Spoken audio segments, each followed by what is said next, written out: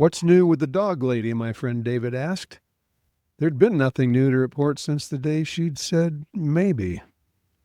I bought the condo near Metro Park shortly after my divorce and started each day, except Sunday, with a run on one of its many trails. The day I met Marnie, there was barely enough light in the sky to see her soft brown eyes. Her dog Casey was startled and began barking when I emerged from the evergreens that separated the complex from the park, and I apologized. "It's okay. She's just protecting Mommy," Marnie said.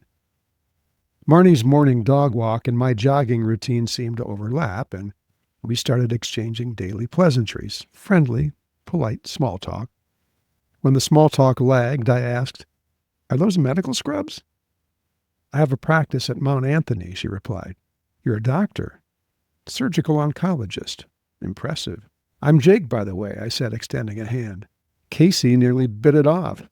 "I'm Marnie," she laughed, pulling her snarling dog away. "Are you single?" I asked the next day. "Yes," she grinned. "Would you maybe like to grab a cup of coffee sometime?" I asked. She hesitated. "Maybe."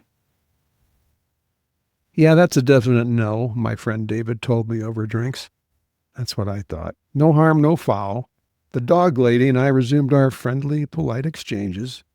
There was always the weather, or a snarling Casey when I stepped too close. That was always good for a neighborly chuckle before I jogged away. "Have a good one," I'd shout over my shoulder.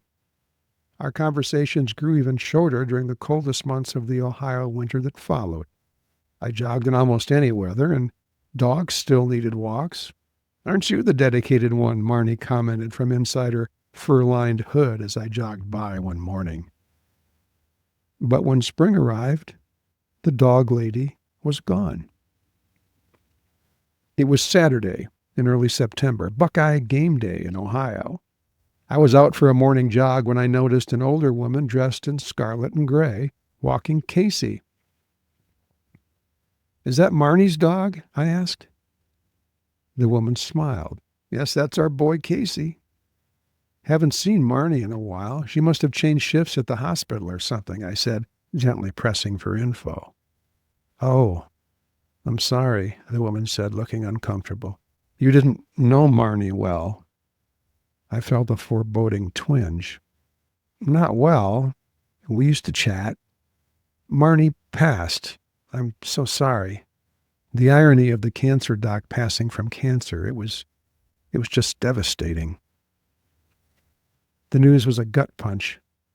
I kind of wondered why I hadn't seen her in the park," I said. "Yeah, 2 years this past spring." "So, you have Casey now?" "We lived right next door. We watched Casey for Marnie toward the end. After she passed, no one came to claim him, but that's okay. We love our little Casey." "Go Bucks," the woman said, pulling Casey away. 2 years. Maybe I'd misunderstood. Still, the news made for a sobering walk home. A business card was tucked into my door. Marnie's business card. On the back, in cursive, was written, "It took a martini to get my courage up, but if you still want that cup of coffee," smiley face, "Marnie." I most definitely did not want that cup of coffee. The arrogance. I'd spent hours in doctors' waiting rooms, but hadn't spent the winter waiting for Dr. Marnie to grace me with a stinking cup of coffee after making me wait 6 months. If this was her idea of a practical joke, I wasn't laughing. I could only imagine Marnie and her dog walker cackling over their little joke. You should have seen the look on his face. I pushed the business card into the center of my desk on Monday morning and dialed the number. "Yes, can you please connect me with Dr. Jacobson?" There was a pause. Are you a patient?" "I am not. Marnie left me a message and I was just getting back to her." "Dr. Marnie Jacobson?" the woman asked in a measured tone. "That's right." "Well, sir, I'm not sure who left this message, but Dr. Jacobson passed away a couple of years ago. Maybe you have the wrong office." I studied the handwriting on the back of the business card while my mind buzzed. "Sir? Oh, I'm sorry. No, it's the right office." Did you need to make an appointment with one of our other doctors? I stared at the card. Sir? I have a strange request. When she died, Marnie and I were just in the process of getting acquainted. I miss so much seeing her, hearing her voice. Is there any chance her voicemail is still available?